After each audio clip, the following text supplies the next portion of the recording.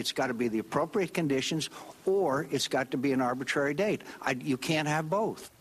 Florida Republican Congressman Tom Rooney, an Army veteran, has voiced similar concerns himself about a withdrawal date specifically. He'll be questioning the panel himself in the moments to come here. Representative Rooney, how do you navigate, put yourself in this chair that you're in, right? You've got the politically unpopular aspects of this war.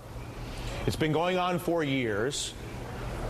There's a lot of people in this country that would like to see the soldiers come home, period. Some would want to see them come home today, irrespective of all the variables and all the logistical issues associated with that, and for that matter, our national security. But there are people that want that. At the same time, we're there, and we want to achieve a certain objective. How do you reconcile those countervailing forces?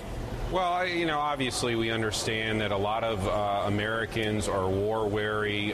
This is why the president had the assessment from General McChrystal when he was brought into Afghanistan. I disagree with Senator Levin in the sense that the first prong of this assessment that gets into the diplomatic things and the later prongs deals with securing the local towns and provinces, and that requires more soldiers to help secure the towns and villages. It's a classic counterinsurgent warfare technique that we used in Anbar. You need these extra troops not only to help train but help to secure, so you're not just coming in and out of towns doing patrol, you're actually coming in and providing security. Then the Afghanis will come out and trust us more and not be so intimidated and worried about retribution from the Taliban. Now, the only concern with that theory, and that theory has worked sometimes and it has not worked other times, and you can argue, well, that's because it was poorly executed, and when it's poorly executed it doesn't work, and when it's well executed it has a higher probability of success. Have we lost so much credibility over the past 10 years in Afghanistan and Pakistan by being half in, half out, there one day, not there the next? A contractor shows up, shoots a civilian, but that wasn't a soldier. All the things that happen in the disorganization and sort of consistently sort of changing strategies that then cause you the loss of confidence that you clearly, I'm assuming, would agree with me, is critical to the success of the mission as you described it. How do you get that confidence? Well, again, I get back to this. This is why we had a change of command in Afghanistan. I'm a new congressman. You do. I think it's smart to look back and look at what your mistakes were. But I think with the message coming from the president at West Point is how are we going to win this engagement moving forward? Totally. What are we and going to do from now I agree with you, but I'm saying one of the variables is if I have a bunch of villagers who at one point trusted the American authorities, and then the American soldiers, and the American soldiers left, and the Taliban came and killed my brother and killed my children, and now the Americans are back a few years later with a new plan. I'm not saying we won't even do it. I'm not saying America's not good for it. I'm saying you've got a higher hurdle to cross over in terms of hearts and minds because of the dirty past and the inconsistency of the U.S. relationship in that country. Well, Dylan, you're absolutely right.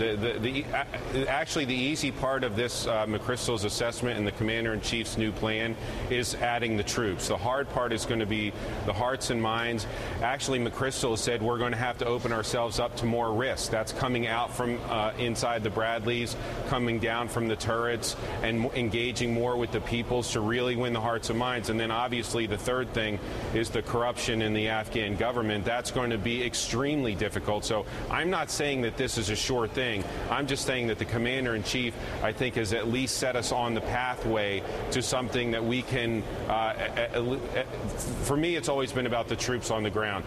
What the troops on the ground heard the other night from West Point was a Commander-in-Chief slipping into that role and giving them a renewed sense of their mission. Understood. Listen, Representative Rooney, we appreciate your conversation with us, and we hope to continue to engage with you over the months ahead. Thanks, Dylan. All right, thank you. Lots more ahead, of course, coming up here at the morning meeting. Dropping the hammer next.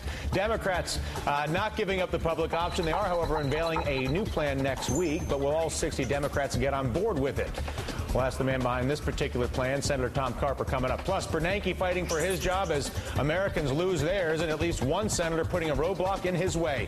Will the full Senate confirm the Fed chief for a second term as the banks get away with a massive theft and unemployment spikes in this country, and this guy's in charge of the entire banking system of this country? How will he fare, and what will our Congress do relative to that man? We're back after this. So many arthritis pain relievers. I just want fewer pills and relief that last all day. Take 2 extra strength Tylenol every 4 to 6 hours. Taking 8 pills a day, and if I take a